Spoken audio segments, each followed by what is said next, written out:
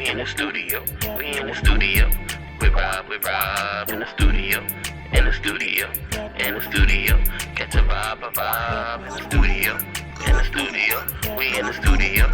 With Rob. We in the studio. In the studio. We in the studio. Yeah, I'm in the studio with Rob. I need to make the heat flicker. Izzle on it, only thing can make a Rico beat sicker. So listen and get your wisdom. Gemstones on your head. Top with the OG like Flintstones, good in bed. Been living a long time and he got something to say. Depending on how you feeling, dog, you might got something to pray. This type of influence that you ain't gotta filter through your liver. We in the studio with Rob. Come let the heat rock simmer. Hey, what's up? Welcome to another episode of In the Studio with Rob. I am Rob. Yes, Rob. I would like to welcome you all. And I am with my man Izzle. Yeah. What's going on, young fella? Feeling good, feeling great. Feeling good. How are you? Hey, I'm doing well. Appreciate it. Hey, I got a question for you, man. Something happened. You know, my wife bought something. She bought, some deodorant, right? For me. That was very anticlimactic. Yeah. I thought. She picked me up some deodorant, though, right? Okay. And does the brand matter? Not really. I don't think so. Okay. But when I pulled it out the drawer and I was looking at it, and it said 72-hour protection. And my thought, and I asked her, I was like, "Did you pay more for this?" Because I'm thinking, normally it's like 24-hour protection. That's the most I've seen. Mm-hmm. But I'm like, 72 hours. Do you pay more for 72 hours? And who actually would pay more for 72-hour protection when I would hope you ain't going 72 hours without washing? You got to test it somehow. So, I don't know. Yeah, so I'm like, I'm like, who does that? Why did they think it was a need? In America, anyway, I don't know about some foreign, but why would we need 72-hour protection? Who goes 3 days without saying, I should wash my butt? Wait. But I actually have a response for this in my head. Okay, give me one. I've thought about this. So that's you. I don't know. I don't get like 72-hour deodorant because my deodorant, the brand I get doesn't have that. Okay. But I would get the 72-hour joint, right? And I would think, 24 hour, that may work for normal people, but I'll be hot. So if I'm gonna burn through some deodorant, I might burn through it faster than them 24 hours. Oh, so you think it's just because I'm like, let me get that 72, and then that's gonna average out to like a normal, I'm cool all day type job. But it ain't that you're gonna wait 72 hours. I'm 100%. I'm never gonna know if it's gonna last 72 hours, but at least I know that I'm good for that full 24. See, that makes sense to me that if you need something a little stronger, maybe it help you for 24. Mm-hmm. But I'm just like, and I don't even know that I need that because I'm not like a stinky person. Like I want to do whatever, but I'm like subconscious about it. Right. I don't ever want to be the stinky. Yeah, I get that because I'm thinking even like on, let's say if my wife go away for the weekend with her sisters or whatever she do. And I'm chilling in the house. I ain't going nowhere. You gonna miss a shower? I might not take a shower that day. But I'm gonna take it the next day. Right. I might miss a day, but even then I ain't doing that. But I'm not even doing that to be sweating because I'm just laying around. So it's not like I'm be sweating funky that the 72 hours will still kick in. Maybe it's the hikers. So I'm like, yeah. So do you hike 72 hours? I will never find out. Yeah. Even then, because even when I was in the army, when I was in the army, we go to the field. Mm-hmm. I wash up every day. You get back in the day we put your pot out and put some water in your helmet and you wash with your soap up under your arms and different area and you put some more deodorant on. So even then I'm washing up every day. I'm not walking around for 2 or 3 days just saying, I hope this deodorant lasts forever. See, now I don't know how often I'd be washing if I had to live in nature. Yeah, so I don't know. Maybe. I don't know. It depends on company. I think it depends on company. Yeah. See, actually, you got spicy buns. Yeah, it's uncomfortable. Yeah. But anyway, that ain't our topic, people. I hope y'all got it. I don't know if you buy 72 hours, but if you do, hey, good luck to you. This week's episode is titled, How Do You Deodorant and Why? Yeah, that ain't really the topic. But anyway, if you got 72-hour protection, good for you. The topic though is about making decisions. Choose the radio. Having those hard conversations about a hard decision, and you know, one of the things that what I thought about is like, I think especially when we're young, it's really difficult sometimes to make a hard decision, even when it's for the right reason. And what I mean by that is that you weighed the pros, the cons, and you kind of thought through what's best for you. Let's say we'll take a relationship first. So you dating this girl or you dating this guy, and y'all been dating for a couple years or whatever, and then you kind of start looking at things like, yo, this might not be the right relationship for me. I don't think I want to do this anymore. But because it's a hard decision that now you have to make and take action on, meaning having this conversation with this person and say, yo, this is going to end. We need to go our separate ways. Good luck. And kind of move on. You stay in that relationship much longer than you should have. And you go through stuff, or you even miss out on who could be a better match because you staying in something because you didn't want to have a hard conversation. And so I think what the problem, no one ever taught you really how to have a hard conversation. When you're young, your parents talk to you, but they ain't really asking you, they ain't really say, hey, if there's something really difficult, make sure you come to me and we can really talk. I want to show you how to have a hard conversation. You don't really get that because it's like, I don't think about it. But it's like, but we need to learn not only that we should have them, but also that they're important to have, and that we shouldn't be afraid of them. I'll take, like when I was at work, working, it's like, I used to have to call people into my office and give them, let them know how they're doing in their job. And let your yearly or 6 month or even monthly, your standards and different evaluations. And so that's not always easy when you calling in somebody that you may even like, but they ain't really they ain't doing a good job. But I had a conversation with them. I had to let them know, yo, I appreciate what you do. However, when you talk about some of the things you don't do. And so I always start off with, when anything, I was like, I'm going to start with some good, make them feel good about some stuff, and then turn to, these are some things you need to do better. But if I didn't do that, I couldn't hold them accountable for not doing their job or for them being subpar. Mm-hmm. That's part, we got to have these hard conversations in order to make better employees, to get better employees, or to get the bad employees out so we can get some good ones in. Those hard, you kind of like, in my mind is like, I gotta talk to this person and really go into what's going on. In some cases, I had to sign off on someone getting suspended. That was a hard decision for me because I really I hate taking money out of people's pockets. It's like, I really don't want to do that. But based off of what the person was doing, it was the only decision I could do where it could possibly turn this person around so that they can treat people, because they were like really disrespectful to a lot of fellow employees and even some of their bosses. Oh, was that what it was? Insubordination? Yeah, they had some insubordination, not toward me, but toward their direct supervisor and even to some other supervisors in other areas. They were scared of you? No, I think we just had a good relationship. So I ain't gonna say that was your people's? Huh? That was your people's? Huh? That was your people's that you... Nah, we wasn't close. We just had where I was always direct with people and I tell them how I feel and what I'm thinking. And so I think he respected that enough to know I ain't just gonna go at him like that. He knew better. So I get it. So I got you. But he was back to the bottom of it.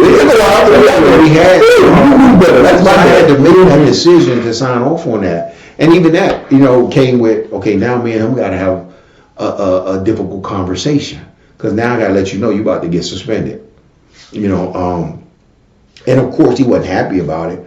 But it wasn't just about him.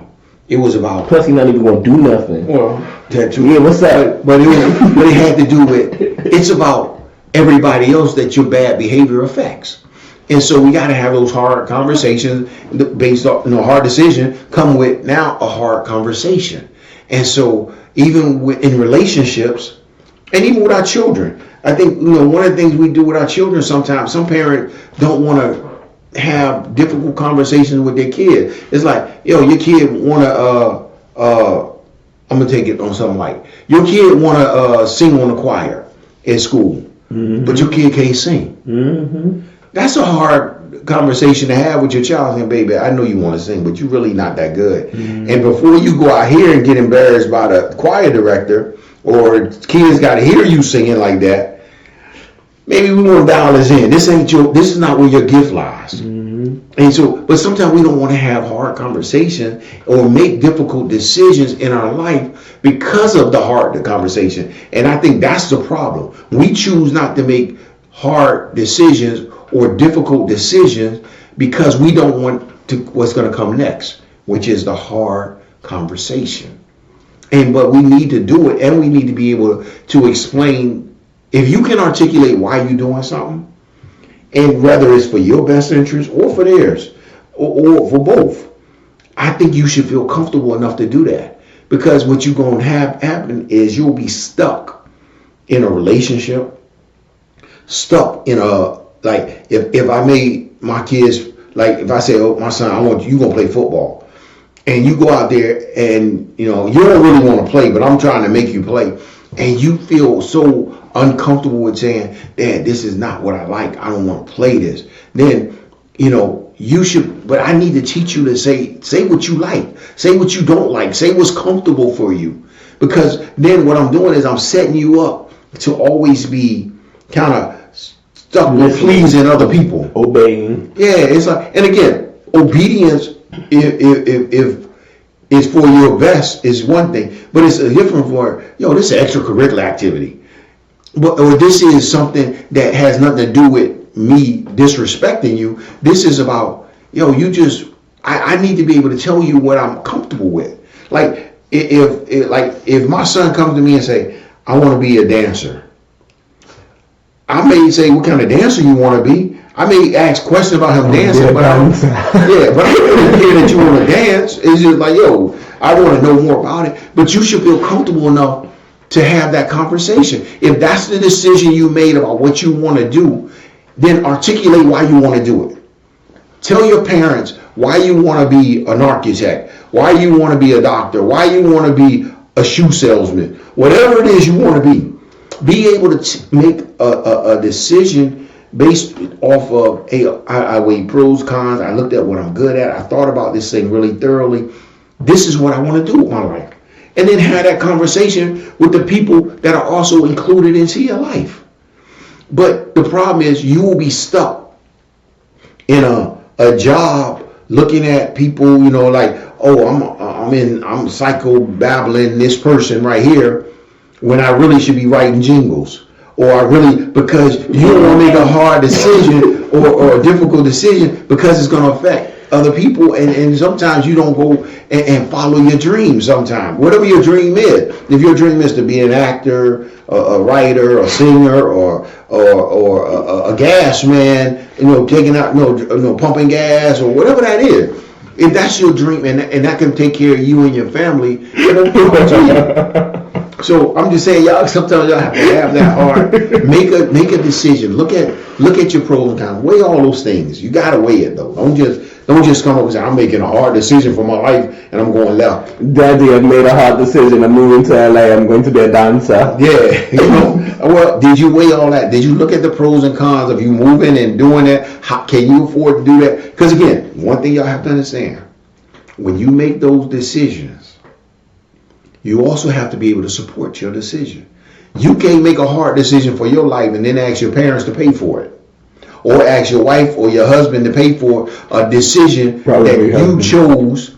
Yeah, that had nothing to do with them. Yeah, so it's like, honey, I'm gonna quit my job. To be a dancer. And I used to always tell my wife, and I meant this, I had no problem if she didn't want to work. Because I felt like, her first role was, my role was to provide for my family and make sure that they had the things that they needed. Hers was to make sure our house ran smoothly and that it was, everything was connected with the kids and different things.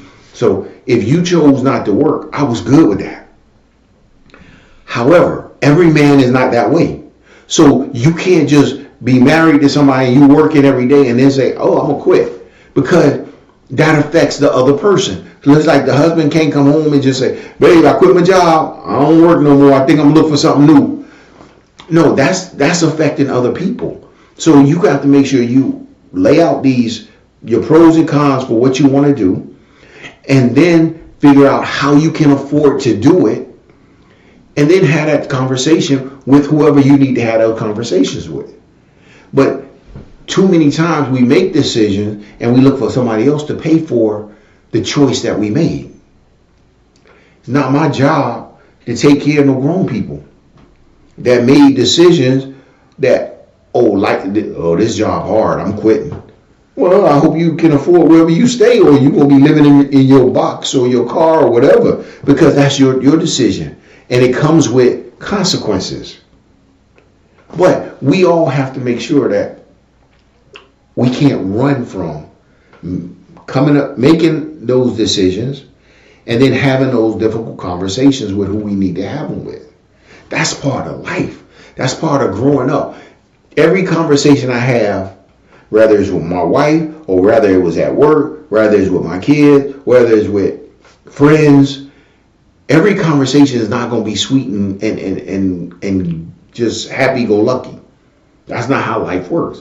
Some of those conversations are going to be difficult, and they're difficult because of decisions or choices that I make, or choices or decisions that they make. So some of these conversations are going to be difficult, but don't mean that we don't grow from them and that they aren't needed. If you make a decision to change something in your life, to do something different, and you share that with somebody else, it doesn't mean they may not accept it right away. They may not accept it at all. But it doesn't mean it was a wrong decision. If I'm dating somebody and we've been in a relationship for 2 years and I still haven't asked you to marry me, I probably don't want to marry you. You may look at it and be like, oh, he loves me. And maybe I do love you in some way, but I don't want to marry you. I don't see you as wife material. So that's why I didn't ask you to marry me. However, if you're looking at it the same way, saying, okay, we've been in a relationship for 2 years, he ain't asked me to marry him yet, I can't keep going this way. But yet, you will never bring it up. Now, I'm comfortable with not marrying you and just we cool. We live, even if we live together, I'm comfortable. You, on the other hand, are not. So you have to make a decision for yourself. Is this relationship going where I want it to go or not? And if it's not, then you need to come and say, we need to have a difficult conversation. I don't see this relationship going anywhere because you're comfortable with us just being this way and I want to be married. But if you're afraid to have a hard conversation because you're afraid that the person is going to walk away, you never going to be happy anyway. Because I'm not happy in the current situation, but the situation is not going to change because I'm not going to talk to them or have that conversation with them out of fear that they may leave me, which in turn might be the best thing for you. I don't want to marry you because you ain't wife material. Or you don't want to marry me because I'm not husband material. Then what are we doing? Now, if both of us comfortable in just being together like this, then cool. We ain't had no conversation, no problem. Everything's gravy. But if one of us are not feeling the same way, then we need to make a decision. I need to make a decision for myself. What's best for me? And what's best for me may not include you. So I need to make that decision. But then when I make that decision, I need to have a hard conversation with you and let you know. Appreciate look, we got a lot of feelings for each other. We shared a lot. I really love you, but not like that. Or I don't feel like you love me like you need to love me for us to go to another level. That's a tough spot too, man. It is. You like them enough that you would rather go to that next level with them, but you know you kind of can't, and you can't really end it either. So it's like, I'd rather you just break up with me, and that's the only way it's really gonna work. Yeah, because what I always see is that if you don't, if you're not completely satisfied in your relationship, and I don't mean everything is perfect. That's not what I mean by satisfied. I mean you know that your relationship is where you want it to be. If you can't say that, and you looking for something else, but comfort will cause you to stay in something that you're not happy with. I'm comfortable here. This is safe because I already know it. But I ain't never gonna find the joy or the love that I need out of this relationship. So I'm not willing to make a decision that's could jeopardize the comfort, the safety of this relationship. So I spend years and years and years of wondering what it could have been. And then what happened, all the people that I could have had, or the person, that one person that was there, never approached me, or I never paid that much attention to, could have been the one. I missed out on them because I couldn't make the hard decisions. I couldn't come up. I couldn't do it because I was scared. I was playing it safe. And being safe will prevent you from getting the joy and the love that you probably need. Hey, one might say being safe is dangerous. Yeah. But it'd be dangerous to your long-term joy. And if y'all pay attention, I really don't like to use the word happy too much because happiness is so fleeting. It's an emotion that comes and goes with the wind. Okay, Shakespeare. But joy is something that's more sustainable. That it's like, yo, even when I'm not happy, I can have joy in my relationship. Even though morning. Yeah, even when my wife don't cook my favorite meal and I ain't happy about it, I still got joy in our relationship. Even when my husband don't pay up or don't take out the trash or don't do this, I still got joy in the relationship. So that's why I kind of stay away from happiness. Or someone else's husband. Yeah. I got word for a second. But if you want somebody, if you want to find where your next move is, or find that the greatness in you, sometimes you have to make hard decisions to end one thing to start something else. And that could be a job. Because again, a lot of us stay on a job forever and you hate your job, you're miserable in your job, but your job is safe. I know how to do it. Everything works well, but I hate this thing. So you never branch to find that thing that you would be like, oh, this excites me. This gives me, this makes me want to get up in the morning and do. You don't go there because you're so comfortable and you're so afraid to not be safe. And it's like, yo, you got to make a decision. Make a decision. You want to marry this girl?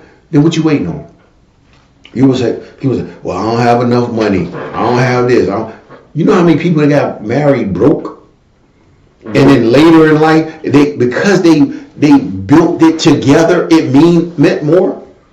Versus if you just said, well, when I get rich, I'll marry you. And then all of a sudden, it's like, yo, but this mine. Girl, you ain't help with this. Or dude, you ain't help with this. And so now you got other conflict. So it's never going to be a perfect time. But if this is what you want, why wait for perfect timing when you say, I just need to move forward in this relationship, if that's what I want? I don't know about perfect timing, but it's definitely better timing. No, I'm not saying you can always have better timing. In anything, you can be better. Yes. However, I'm just saying that if you're waiting for things to be perfect, you will never. It's like, I gotta have. Now, if you say, look, I'm gonna ask her to marry me when I get, I can buy this ring for this amount, and I got this much money in the bank, and I got my house or my apartment or whatever I got that I'm comfortable with. Okay, cool, you should. Because to me, if you marry her then you should be able to take care of her. That's just my perspective. I know other people got a different perspective about equal. But in my mind, if you want to marry this woman, then you should be able to take care of her. Now, what that looks like is different for everybody, though. You have to decide what taking care of her, and she has to decide what taking care of her looks like. If she's comfortable saying, I know you only got an apartment right now, but I'm willing for us to be married and grow and build, live in this apartment until we save up, and then we'll get us a house and we'll do all that stuff later. If she's willing, then that's fine. If she's not, and she's like, nah, you gotta have a house first, and you agree, then you wait until you get your house. But you gotta know what's taking care of her means. At the same time, if you say, I want to be married, then you have to understand what marriage comes with. And you have to learn how to be a wife, how to be a husband. Even before you get married, you should start learning those things. Either by watching people that's been married and struggled through it, and you've seen them do it for a while and you talk to them, or reading, or whatever you need to do, take some classes, but you need to learn those things. But even if that's the choice, I need to make a decision on what I want in life. That's the key. What decisions are you making? Are you just floating along through life? I told y'all a long time ago, I fell into a lot of my life kind of happened. Not because I was afraid to make decisions, because I didn't really know how to make decisions. I didn't really know how to even evaluate certain things early in life. So I just went with the flow. And I think what it did was it put me behind the 8 ball in a lot of ways, meaning I had to adapt to things. And I adapted well. I think, that was one thing I always said I was good at. I'm really good at adapting. But if I was better at evaluating beforehand and looking at and making those hard decisions, I could have controlled my life and my outcome much better, as opposed to letting them happen and then figuring out how to make the best of them. So the only thing I'm telling you is that don't be afraid to look at your life, evaluate your life, and make hard, difficult decisions for what's best for you. And when you do that, and you weigh out all those options and the pros, the cons, and you weigh out, okay, when I make this decision, I got to make some changes. And then you have a hard conversation with the people that decision is going to affect. Have that conversation, whether it's with your parents, whether it's with your girlfriend, your boyfriend, your husband, your wife, your kids, whoever you need to have a conversation with. Have a conversation with them and let them understand this is what I'm doing and this is why I'm doing it. This is how it's going to affect you. Maybe it means it's going to affect you because we going to be over, but it's still going to be better in the long run. So don't be afraid to have to make difficult decisions, hard decisions for your future, and then don't be afraid to have hard conversation. If you were able to do that, you will find, once you master that, so to speak, meaning I'm comfortable doing that, you'll find life takes a different turn for you on the uprise. So, there's a lot of ways we can go with this, but I'm going to just say, be sure that you share your thoughts, your opinions, your ideas with people you can trust, and then let them also pour into you, because sometimes other people can tell you things they see, like that you are or can be, and different things that you might not be paying attention for yourself. But share it with people you know. And one thing I always tell you, I'm just giving you advice based off of my life and my history and things that I've learned over the year. Get more information, study, read, go get counseling if you need it, whatever you need to kind of help you to make the best decisions for your life. So with that said, Izzo, what you think, bro? You ready to make some hard decisions? Absolutely not. I have tried to build up the reputation for just making a bunch of choices, letting the choices pile up, making all those choices, and then kind of just letting the decisions work themselves out. You know, you get enough choices, it overshadows the decisions. Oh, okay. So, yeah. All right. That's what I've learned. All right. So, All right. Yeah. Well, anything from the people? What we gonna do? So the people want to know, what do you feel is the difference between a choice and a decision? I think the choices are kind of like, they're simpler. And what I mean by that is that it's usually A/B. And when you look at A/B, you can say, okay, I want put on my black shoes versus my white shoes.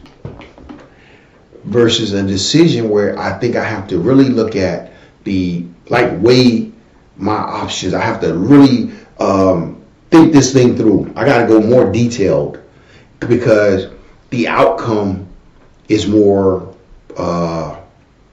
impactful.